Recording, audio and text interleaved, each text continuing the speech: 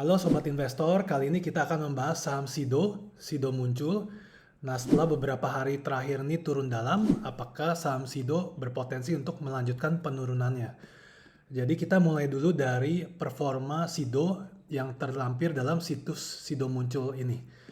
Nah, kalau kita langsung turun ke bawah, kita lihat ini adalah angka laba per lembarnya dari tahun 2017 sampai 2021. Bisa dilihat di sini tahun 2017 laba per lembarnya masih sekitar 18 lembar, naik ke 22, 27, 31 dan terakhir 42. Jadi selama periode 2017-2021, SIDO berhasil menumbuhkan laba per lembarnya sebesar 16 sampai 35%. Nah, sebagai akibatnya saham SIDO sendiri mempunyai price earning ratio yang lumayan tinggi di angka sekitar 25.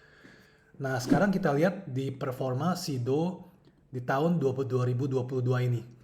Nah, ini kalau kita lihat performa 6 bulan 2022 dibandingkan dengan 2021, maka kita bisa lihat ada penurunan dari performa.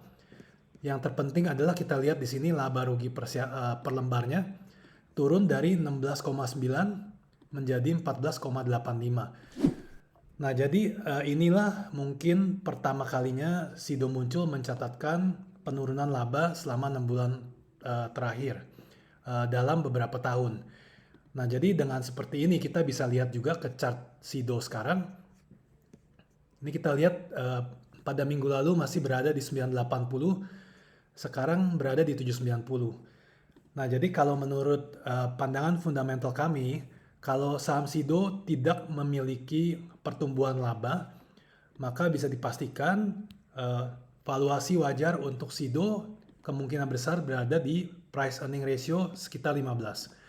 Kalau kita memakai angka tahun lalu yang berada di 42 lembar, itu artinya saham SIDO mempunyai valuasi wajar sekitar Rp630 per lembar, atau kalau dari harga terbaru saat ini berpotensi masih turun 20%.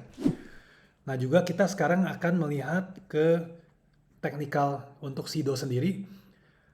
Kita gambarkan garis uptrend yang sering kita sharing di IG story. Ini kita bisa lihat untuk saham SIDO dari April 2020 sebenarnya sudah menembus uptrendnya di angka 900. Nah, biasanya ini menandakan dalam jangka menengah, jangka panjang SIDO akan berada dalam downtrend. Mungkin kita estimasikan saat ini downtrendnya menjadi seperti ini. Ini tidak terlalu akurat, tapi kita harus menunggu pergerakan saham SIDO berikutnya. Nah, kita juga bisa lihat support resistance kuat untuk SIDO berada di 850, 845. Nah, pada saat ini kita memprediksikan SIDO bisa saja naik menutup gap di sini, lalu naik ke 850 sebelum akhirnya turun kembali. Apakah SIDO akan turun dengan cepat atau tidak? Ini tergantung juga apakah misalnya laporan keuangan kuartal 3-nya ada perbaikan atau tidak misalnya. Kalau memang belum ada, maka bisa dipastikan manajer investasi akan mencoba keluar dari SIDO dan mencari saham-saham lain. Karena bahkan dengan harga saat ini pun valuasi SIDO tidak murah. Jadi daripada menunggu SIDO untuk recovery dari segi bisnis, maka banyak manajer investasi biasanya akan keluar dulu. Nah, jadi kita lihat juga kalau setelah naik ke 850, dia turun lagi ke misalnya valuasi wajar 630, ini masih jauh di bawah.